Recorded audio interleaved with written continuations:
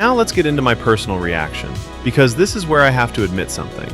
I underestimated lanterns. I went into this expecting another superhero series.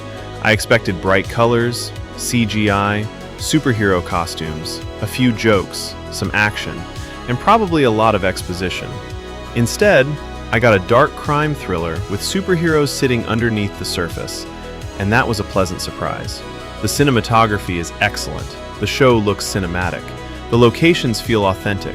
The characters feel like adults. Most importantly, the show takes itself seriously. That's what I wanted. This is why HBO being involved mattered to me. When I hear HBO, I immediately think about shows that are willing to slow down. They're willing to let characters breathe. They're willing to make people uncomfortable. They're willing to deal with mature subject matter. And Lanterns feels like it belongs in that environment. This doesn't feel like a show designed primarily for children. And thank God for that, because I've always believed that DC works best when it embraces darker, more grounded storytelling. Look at the Batman, look at the Penguin, look at Watchmen, look at some of the best DC animated material.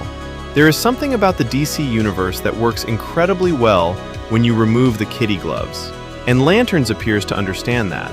I had heard that James Gunn wasn't the driving creative force behind this project. And that's important because Lanterns has a very different tone from the colorful, irreverent superhero style that people associate with some of Gunn's work.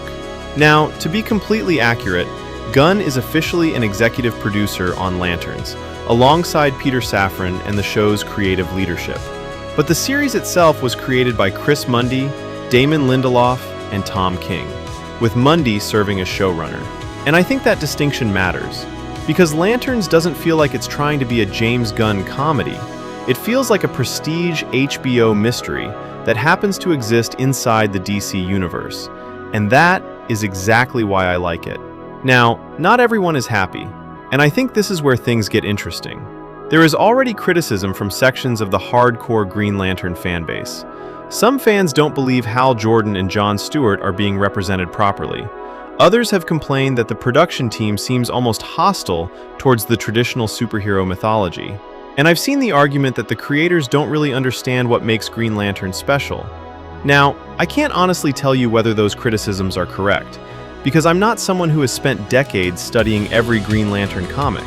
I'm approaching this as a viewer, and from that perspective, I enjoyed it.